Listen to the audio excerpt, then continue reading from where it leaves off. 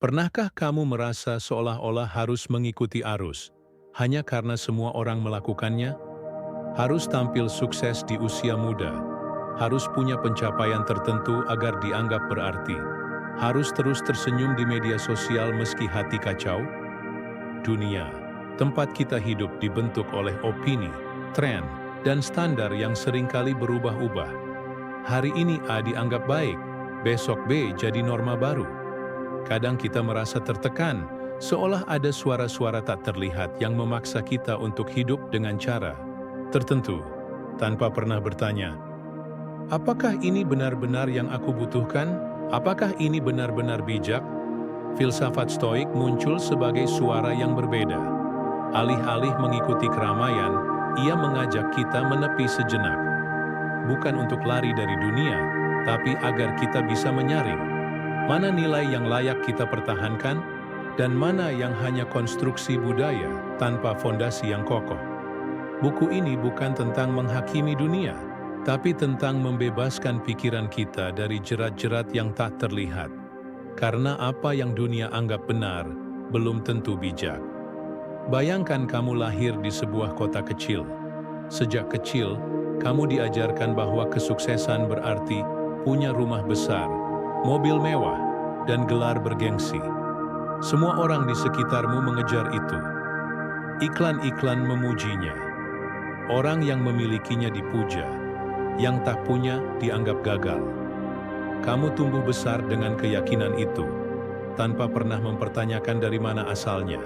Tanpa sadar, kamu hidup di dalam kandang, sebuah sistem nilai yang dibentuk oleh budaya, lingkungan, dan opini kolektif. Tapi kandang ini tidak terlihat. Dan karena tak terlihat, kamu mengira itu adalah kebenaran mutlak. Inilah yang disebut Epictetus sebagai perbudakan yang dipilih sendiri. Bukan karena kita tak punya pilihan, tapi karena kita tak sadar sedang hidup dalam konstruksi yang dipaksakan. Dunia mengajarkan banyak hal, tapi tidak selalu benar. Dunia modern memiliki caranya sendiri dalam mendefinisikan nilai hidup. Orang baik yaitu yang disukai banyak orang. Orang sukses adalah yang punya uang dan pengaruh. Orang pintar diartikan sebagai orang yang bisa bicara rumit dan tampil percaya diri. Hidup bahagia dilihat dari hidup yang glamor dan penuh liburan. Tapi apakah semua itu benar?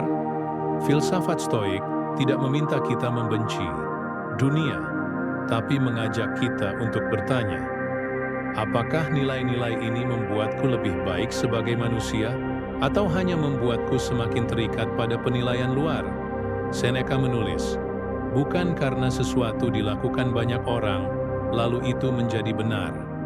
Orang banyak juga bisa tersesat bersama-sama. Inilah kunci kesadaran Stoik. Kita diajak untuk tidak asal menelan, tapi untuk merenung sebelum mengiyakan. Apa yang selama ini kamu percaya? Pertanyaan penting yang bisa kita mulai. Siapa yang menentukan bahwa aku harus sukses di usia 25? Mengapa aku merasa malu jika belum menikah di usia tertentu? Dari mana datangnya rasa takut dianggap biasa saja? Siapa yang bilang hidup harus terus produktif tanpa istirahat? Kebanyakan dari kita membawa nilai-nilai itu bukan karena dipilih dengan sadar, tapi karena diwariskan atau dibentuk oleh tekanan sosial. Filsafat Stoik mengajak kita untuk mengambil kembali kendali atas nilai yang kita pegang. Bukannya mengikuti kebisingan dunia, kita diajak untuk menjadi hakim atas pikiran sendiri. Diam bukan berarti setuju. Dalam dunia yang penuh opini, orang yang diam bisa disangka setuju. Tapi Stoik mengajarkan diam yang berbeda. Diam untuk berpikir, bukan untuk tunduk. Diam untuk mengamati, bukan untuk mengiyakan tanpa sadar. Marcus Aurelius, Kaisar Romawi sekaligus filsuf Stoik, menulis dalam catatan pribadinya, segala sesuatu memiliki dua sisi. Apa yang dunia lihat dan apa maknanya bagimu. Kuasailah bagian yang kedua, artinya dunia bisa berisik, tapi kita tetap bisa tenang. Dunia bisa punya standar, tapi kita bisa memilih apakah mau mengikutinya atau tidak. Kita tidak bisa mengubah dunia dalam semalam, Tapi kita bisa mulai dari satu hal. Menyadari bahwa tidak semua yang diyakini dunia adalah kebijaksanaan. Sebagian hanyalah ilusi. Sebagian lagi adalah jebakan halus yang merampas ketenangan batin. Bab pertama ini adalah langkah awal. Melihat dengan jernih dan menyadari bahwa kita tidak wajib mempercayai semua yang dunia anggap benar. Bab selanjutnya akan membawa kita lebih dalam lagi. Bagaimana memilah nilai, membangun kompas moral sendiri, dan hidup dengan integritas, meskipun berbeda dari arus besar. Pernahkah kamu merasa harus mengikuti sesuatu hanya karena semua orang melakukannya? Atau merasa salah hanya karena berbeda pandangan dari mayoritas? Kita hidup dalam dunia yang secara halus dan kadang sangat keras menentukan standar tentang apa yang seharusnya kita kejar. Sukses, popularitas, kekayaan, gaya hidup tertentu. Tapi berhentilah sejenak dan renungkan. Apakah semua itu benar-benar baik untuk kita? Stoikisme mengajak kita untuk menunda reaksi dan mulai berpikir lebih dalam. Hanya karena sebuah hal populer dan diterima secara luas, bukan berarti itu baik, atau benar. Justru disitulah jebakannya, ketika kita kehilangan kemampuan untuk mempertanyakan. Banyak orang bisa salah bersama. Seneca pernah menulis, apa yang lazim tidak selalu layak diikuti. Filosof-filosof Stoik mengingatkan kita bahwa kerumunan seringkali tersesat, justru karena mengikuti satu sama lain tanpa berpikir. Kita menganggap sesuatu benar hanya karena semua orang menyetujuinya. Padahal kebenaran tidak bergantung pada jumlah suara. Coba lihat fenomena ikut-ikutan di media sosial. Tren berganti dengan cepat, tapi banyak orang berusaha keras untuk tidak tertinggal. Mereka membeli barang-barang hanya agar terlihat relevan. Mereka memalsukan kebahagiaan demi terlihat seperti sedang menikmati hidup. Mereka mengorbankan waktu dan kesehatan demi konten. Semua itu dilakukan demi satu hal, pengakuan dari orang-orang yang mungkin bahkan tidak mereka kenal. Marcus Aurelius, kaisar sekaligus filsuf Stoik, berkata, "Jika kamu cemas karena pendapat orang, ingatlah bahwa mereka pun hanyalah manusia biasa yang juga bisa keliru." Kita memberi kekuasaan terlalu besar pada pendapat orang lain, padahal mereka pun masih bingung dengan arah hidup mereka sendiri. Budaya populer dibentuk oleh keinginan instan dan kebutuhan pasar. Ia menyesuaikan dengan selera massa, bukan dengan nilai kebaikan. Akibatnya, yang paling sering ditampilkan adalah sensasi, kecepatan, dan kemasan luar. Kebijaksanaan, sebaliknya, dibentuk oleh ketenangan, proses panjang, dan kejujuran batin. Stoikisme mengajarkan kita untuk tidak silau oleh apa yang sedang ramai. Mereka menyuruh kita bertanya, apakah ini hal yang akan tetap aku hargai 10 tahun dari sekarang? Apakah ini membuatku menjadi manusia yang lebih kuat secara karakter? Ataukah ini hanya pemuas hasrat sesaat? Dunia mengajak kita mengejar pencapaian-pencapaian luar, gelar, jabatan, pengikut, kekayaan. Tapi Stoikisme mendorong kita mengejar keteguhan batin, kejelasan pikiran, dan kedamaian hati. Dunia menawarkan citra. Stoik menawarkan substansi. Coba perhatikan dunia media sosial. Kita hidup di zaman ketika satu komentar negatif bisa menghancurkan semangat seseorang, dan satu pujian bisa membuat kita merasa lebih hidup. Ini bukan masalah teknologi, tapi masalah ketergantungan batin pada pengakuan luar. Epictetus mengingatkan kita, siapa yang menginginkan pujian dari orang lain, telah menyerahkan kendali hidupnya pada orang lain. Artinya, selama kita bergantung pada validasi luar, maka kita tidak pernah benar-benar bebas. Kita seperti boneka yang tali-talinya dipegang oleh penonton.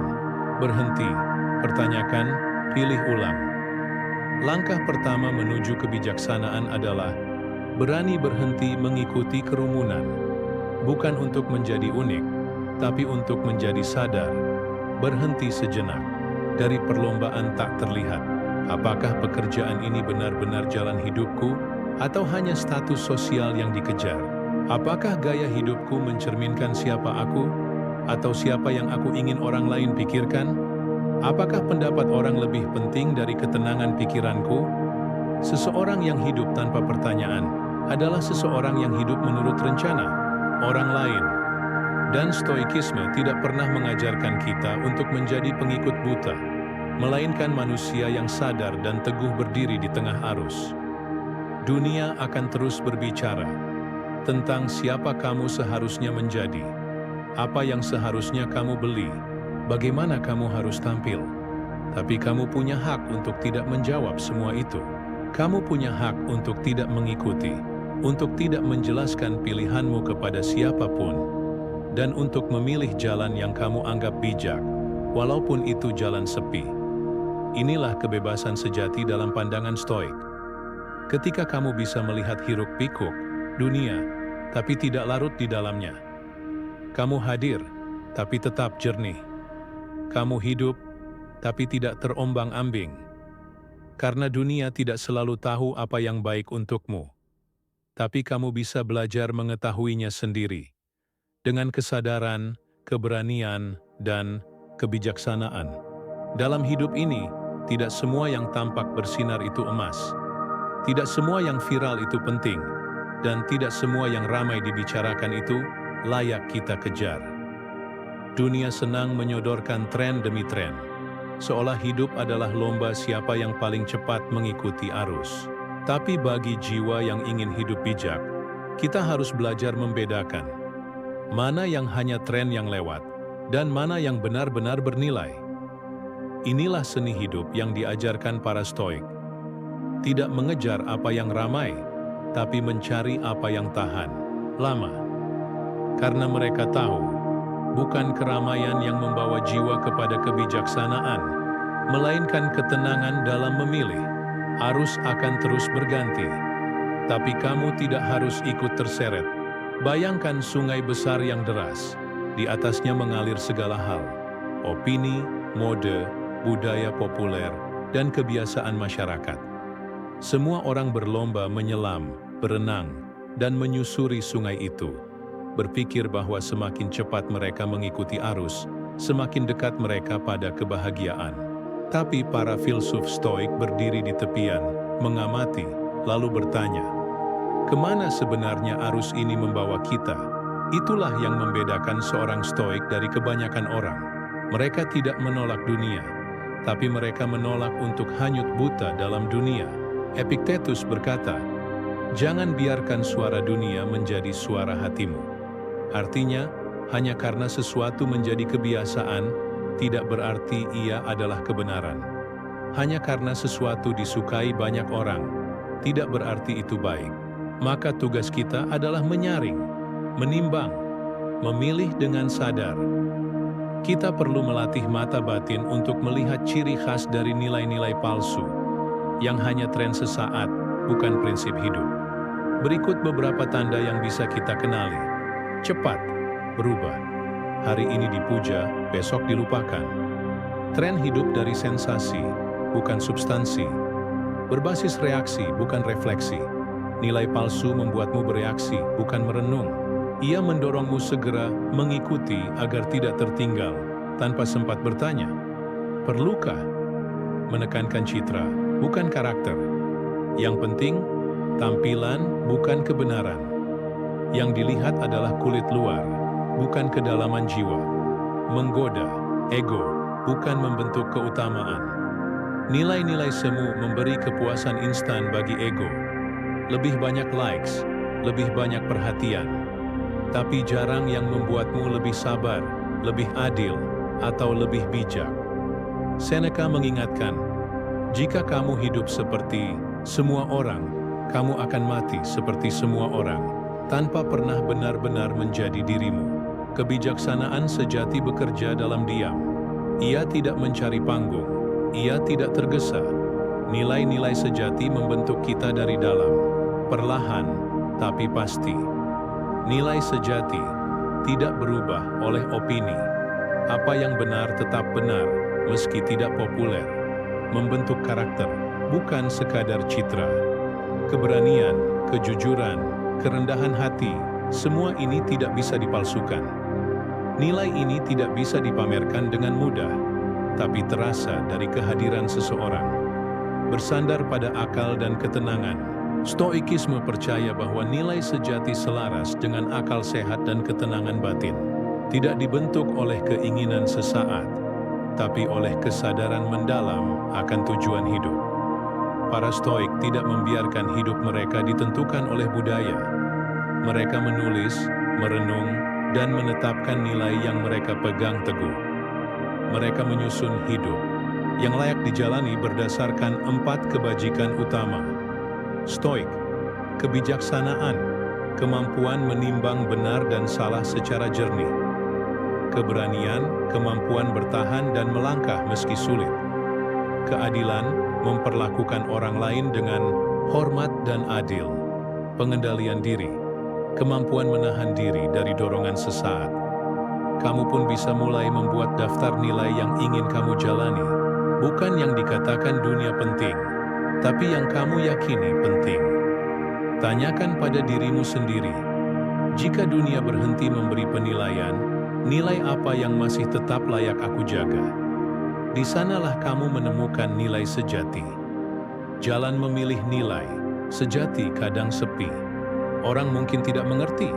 Kamu mungkin terlihat aneh karena tidak ikut euforia dunia. Tapi Stoik tidak mencari pemahaman dari orang banyak. Mereka mencari keharmonisan dengan diri sendiri dan dengan alam semesta. Marcus Aurelius berkata, apa yang tidak adil tidak bisa memberi damai, dan apa yang palsu tidak bisa bertahan. Maka pilihlah nilai-nilai yang membuatmu damai, bukan nilai yang membuatmu sibuk membuktikan diri. Hidup bukan tentang terus mengikuti arah angin, tapi tentang memiliki jangkar yang menahanmu tetap teguh ketika badai datang. Kita tidak bisa mengendalikan arus zaman, tapi kita bisa memilih apakah kita ingin hanyut atau tetap berdiri di atas pijakan nilai yang kita pilih sendiri. Dunia akan terus menawarkan tren, tapi kebijaksanaan akan terus mengajarkan keheningan. Dan di antara keduanya, kita harus memilih. Bukan berdasarkan kebisingan luar, tapi berdasarkan kejernihan dalam, karena tren hanya menghibur sesaat, tapi nilai sejati akan menopangmu seumur hidup. Ada satu jeruji yang tak kasat mata, tapi mengikat banyak jiwa. Keinginan untuk disukai semua orang. Ini bukan sekadar naluri sosial, tapi obsesi diam-diam yang membuat kita hidup bukan sebagai diri sendiri, melainkan sebagai bayangan dari ekspektasi orang lain.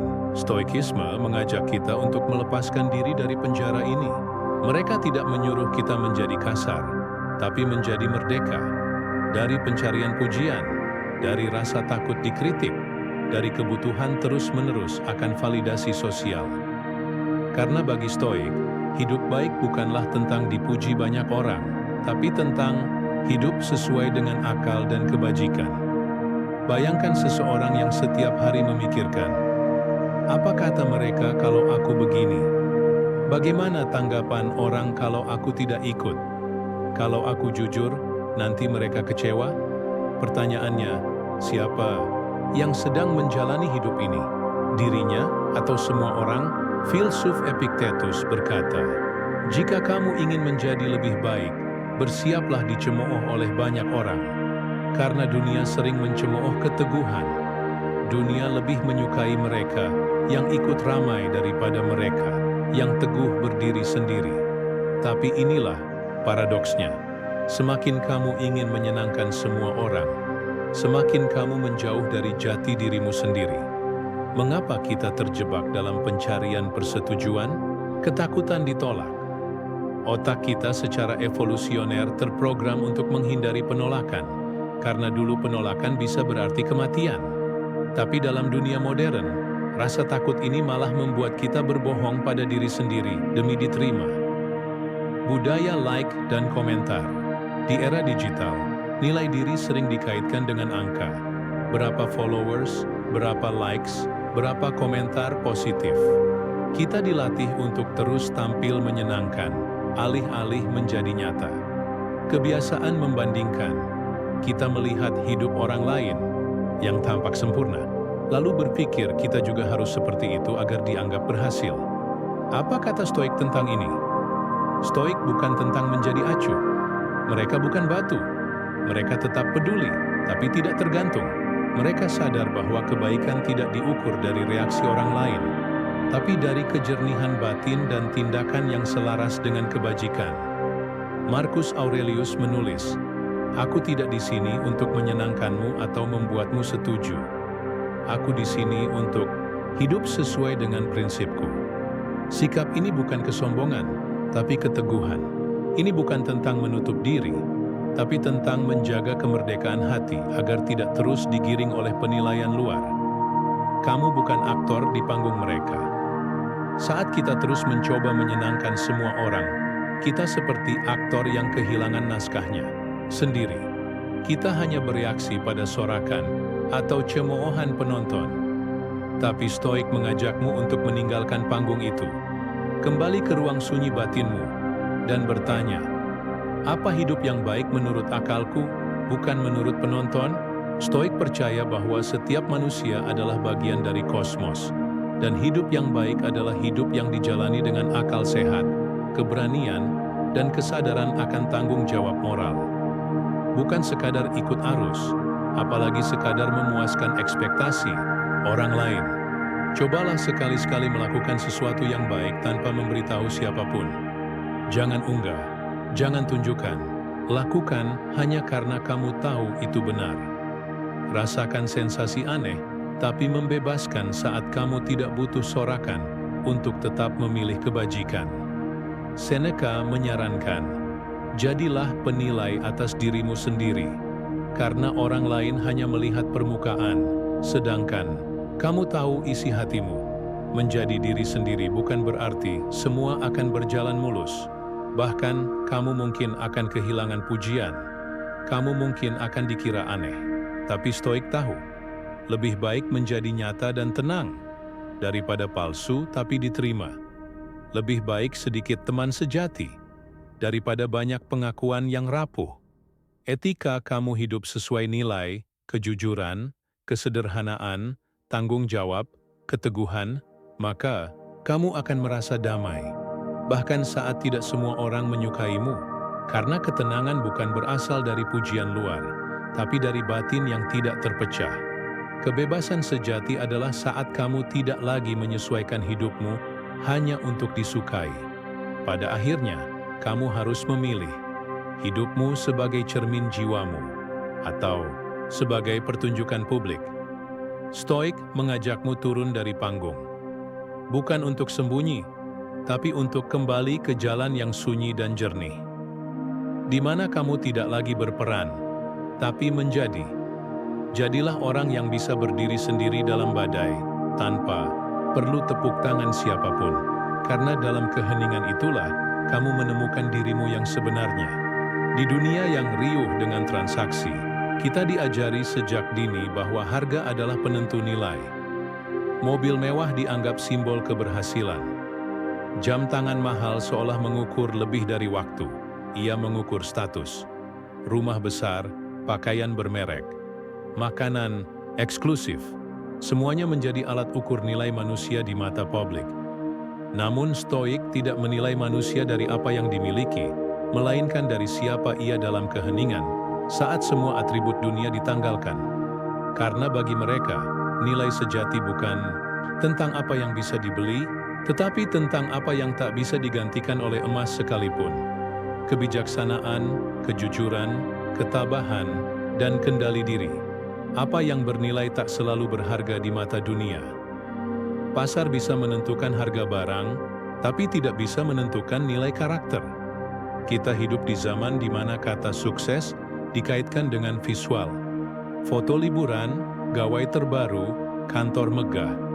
Tapi Stoik mengajak kita untuk menyelam lebih dalam. Mereka bertanya, apakah kamu merasa damai walau tak ada yang mengagumimu? Apakah kamu tetap jujur walau tak ada yang menilai?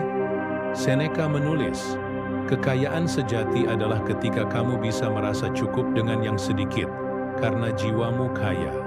Nilai yang tinggi bukanlah yang membuatmu terlihat hebat, tapi yang membuatmu tak tergoyahkan, bahkan saat semua yang tampak hilang. Kebajikan, satu-satunya kekayaan yang tak bisa dicuri. Bayangkan dua orang. Satu orang memiliki rumah 3 lantai, mobil terbaru, dan pengakuan publik. Tapi ia gelisah, takut kehilangan, dan hidup penuh kepura-puraan. Orang kedua hidup sederhana, tapi ia jujur, teguh, dan tahu batas keinginan. Siapa yang lebih bernilai dalam pandangan Stoik? Epictetus tidak ragu, kamu bisa merampas segalanya dari orang bijak, tapi kamu tak bisa mengambil akalnya, kebajikannya, dan ketenangannya. Kebajikan adalah kekayaan yang tidak menimbulkan ketakutan akan kehilangan. Inilah perbedaan utama antara kekayaan luar dan kekayaan dalam. Semakin banyak yang kita miliki, semakin besar yang harus kita jaga. Semakin besar yang kita jaga, semakin takut kita kehilangan. Semakin takut kita kehilangan, semakin rapuh jiwa kita. Stoik tidak anti kekayaan. Mereka hanya anti perbudakan oleh kekayaan. Jika harta membuatmu lebih baik, bijak, dermawan, rendah hati, gunakanlah. Tapi jika harta menjadikanmu tamak, sombong, dan gelisah, maka kamu bukan pemilik kekayaan, tapi budaknya. Harta yang baik adalah yang tidak membuatmu kehilangan dirimu sendiri. Apa yang tidak bisa dibeli? Ketenangan. Kamu bisa membeli ranjang mahal, tapi tidak bisa membeli tidur yang nyenyak jika hatimu penuh cemas. Wibawa sejati. Kamu bisa membeli penghormatan semu dengan kekuasaan atau uang, tapi tidak bisa membeli rasa hormat yang muncul dari karakter. Kepercayaan. Kamu bisa memberi hadiah, tapi tidak bisa membeli integritas. Kepercayaan hanya tumbuh dari konsistensi dan kejujuran. Kebahagiaan batin. Kamu bisa menyewa hiburan, tapi tidak bisa membeli makna. Kebahagiaan sejati datang dari hidup yang selaras dengan nilai dan akal sehat. Seneca punya satu latihan yang menggugah. Ia menyarankan untuk ambillah waktu beberapa hari dalam sebulan, berpakaian sederhana, makan makanan yang paling sederhana, dan tanyakan pada dirimu, apakah ini yang paling kutakutkan? Latihan ini bukan untuk menyiksa diri, tapi untuk membuktikan bahwa kita bisa tetap hidup, tetap waras, tetap bahagia, tanpa semua kemewahan itu. Dan saat kita tahu kita tidak tergantung pada hal-hal luar, maka kita merdeka. Kata cukup adalah kata yang ditinggalkan banyak orang. Tapi bagi Stoik, cukup adalah kebajikan. Cukup berarti kita berhenti mengejar bayangan. Cukup berarti kita sadar bahwa nilai kita bukan di luar, tapi di dalam. Orang yang merasa cukup dengan dirinya adalah orang yang tidak bisa dibeli.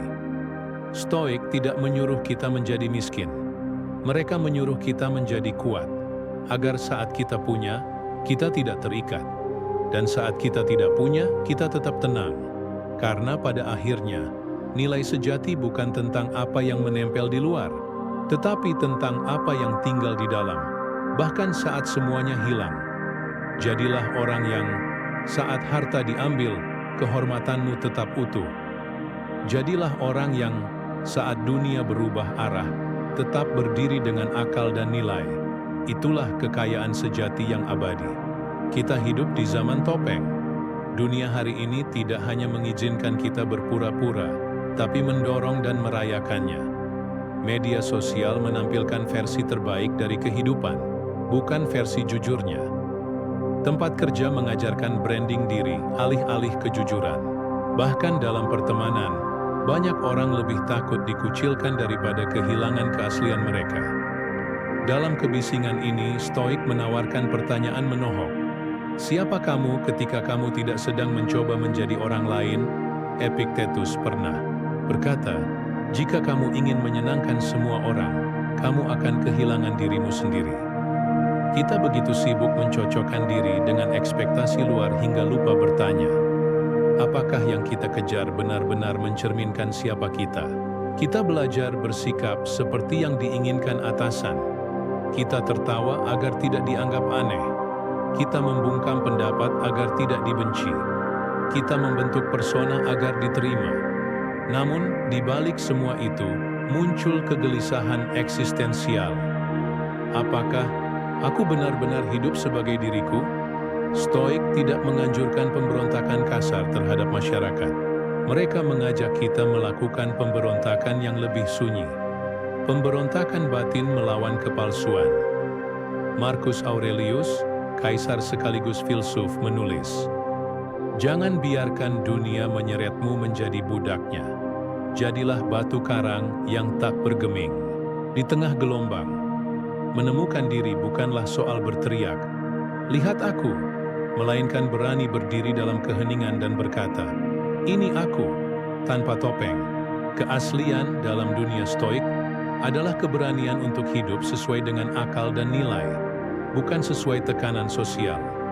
Keberanian bukan hanya berperang di medan laga, tapi juga menolak ikut-ikutan saat semua orang lari mengejar pujian. Keberanian adalah berkata tidak saat semua orang mengatakan ya, diam saat semua orang berlomba bersuara demi validasi, tetap berjalan pelan saat dunia sibuk berlomba-lomba cepat. Keaslian adalah ketenangan yang muncul dari tidak perlu membuktikan apa-apa pada siapa-siapa. Diri kita yang sejati, tidak butuh sorotan. Bayangkan seekor singa, ia tidak butuh pengakuan dari serigala untuk tetap menjadi raja. Begitu pula dengan manusia yang hidup selaras dengan nilai-nilai batinnya. Dalam filsafat Stoik, tidak ada konsep pembuktian diri di mata dunia. Yang ada hanyalah kesetiaan pada akal dan konsistensi pada prinsip. Itu cukup. Kamu bukan siapa yang dunia lihat. Kamu adalah siapa yang tetap kamu lakukan ketika tak seorang pun melihat. Salah satu latihan sederhana namun dalam dari Stoik adalah menuliskan percakapan jujur dengan diri sendiri. Coba jawab dengan tulus. Apa nilai yang benar-benar penting bagiku? Apakah aku hidup setia pada nilai itu? Kapan terakhir aku berpura-pura demi diterima? Jika tidak, ada yang menilai, apakah aku masih akan melakukan ini? Dalam pertanyaan-pertanyaan itulah, diri sejati kita perlahan bangkit dari bawah puing-puing pencitraan. Menjadi diri sendiri, itu tidak mudah, tapi membebaskan. Kebanyakan orang takut tidak diterima, tapi Stoik mengingatkan, lebih mengerikan hidup dalam kebohongan. Seneca berkata, lebih baik dibenci karena apa yang kamu yakini, daripada dicintai karena kepura-puraan. Keaslian tidak menjamin popularitas, tapi menjamin kedamaian jiwa. Dan bagi Stoik, itu lebih berharga daripada segalanya. Karena orang yang hidup setia pada nilai, meski kesepian, tidak pernah kehilangan dirinya. Sebaliknya, orang yang hidup demi tepuk tangan akan selalu takut saat lampu sorot padam. Dunia akan terus menciptakan standar. Hari ini kamu harus ini, besok harus itu. Tapi diri sejati bukanlah proyek branding, melainkan jiwa yang utuh tanpa perlu polesan. Stoik tidak meminta kita melawan dunia dengan kebisingan. Mereka mengajak kita mengalahkan dunia dengan keteguhan diam. Jangan tunggu dunia memahami dirimu. Pahami dirimu dulu. Jangan tunggu orang lain menerima siapa kamu. Terimalah dirimu lebih dulu. Karena saat kamu jujur dengan dirimu, kamu tidak akan goyah meski semua topeng di sekelilingmu runtuh. Dalam perjalanan mencari diri, kita seringkali tersandung pada satu rintangan besar, penilaian orang lain. Dunia ini penuh dengan suara-suara yang berusaha membentuk kita, kadang dengan harapan baik, kadang dengan kepentingan tersembunyi. Namun, Stoik mengajarkan bahwa bukan suara orang lain yang harus kita dengar, melainkan suara batin yang bijak dan jernih. Mengapa penilaian orang bisa menjadi beban berat? Bayangkan setiap komentar negatif, setiap tatapan sinis, setiap kritik tanpa alasan yang kamu terima sebagai batu. Lama-kelamaan, batu-batu itu akan menumpuk dan menghalangi jalan hidupmu. Kamu akan berhenti melangkah, takut gagal, takut dinilai. Namun Epictetus mengingatkan, bukan hal-hal itu sendiri yang mengganggumu, tapi penilaianmu terhadap hal-hal itu. penilaian orang lain itu seperti angin yang bertiup. Kita tidak bisa mengendalikan angin, tapi kita bisa memilih apakah akan membiarkannya menggoyahkan kapal atau tetap teguh berlayar. Tidak semua penilaian harus kita abaikan. Ada kritik yang membangun, ada cermin yang membantu kita bertumbuh. Namun bedakan mana yang mendorong kebaikan dan mana yang menjatuhkan tanpa alasan. Stoik mengajarkan sikap bijak. Terima kritik yang membuatmu lebih baik. Buang penilaian yang hanya membuatmu takut dan bimbang. Ini adalah seni memilah suara di tengah keramaian. Seperti petani yang memilah biji-bijian, kita memilih yang bermanfaat dan menyingkirkan yang tidak. Coba suatu hari, saat mendengar komentar negatif, jangan bereaksi spontan. Ambil napas dalam-dalam dan tanyakan pada dirimu, apakah ini pendapat yang benar-benar penting? Apakah ini sesuatu yang bisa aku ubah dalam diriku? Apakah ini hanya suara yang lewat seperti angin? Dengan latihan ini, perlahan kita membangun tembok batin yang kuat, yang tidak mudah ditembus oleh omongan orang. Ketenangan hati adalah harta terbesar. Kapan terakhir kamu merasakan kedamaian batin? Saat opini orang tidak lagi menguasai perasaanmu, di sanalah ketenangan itu muncul. Ketenangan batin adalah harta yang tak ternilai. Tidak bisa dibeli, tidak bisa dipinjam, tapi harus diraih dengan latihan dan kesadaran. Seneca berkata, jika kamu bisa menjaga kedamaianmu dalam badai, kritik, kamu sudah menjadi pemenang sejati. Mengakhiri perjalanan pembelajaran ini, ingatlah bahwa kebebasan bukanlah soal memiliki banyak hal, melainkan soal melepaskan hal-hal yang mengekang jiwa. Orang bijak tidak menjadi budak dari pendapat orang lain. Ia berdiri teguh dalam prinsip, berjalan dengan keyakinan, dan tersenyum dalam ketenangan. Penilaian orang lain hanyalah bayang-bayang. Jangan biarkan bayang-bayang itu menutupi sinar dirimu yang sejati. Hidup bukan tentang menjadi yang terbaik menurut dunia, tapi tentang menjadi yang terbaik menurut dirimu sendiri. Ketika kita merdeka dari penilaian yang tidak perlu, kita menemukan rumah sejati, jiwa yang damai, utuh, dan bebas.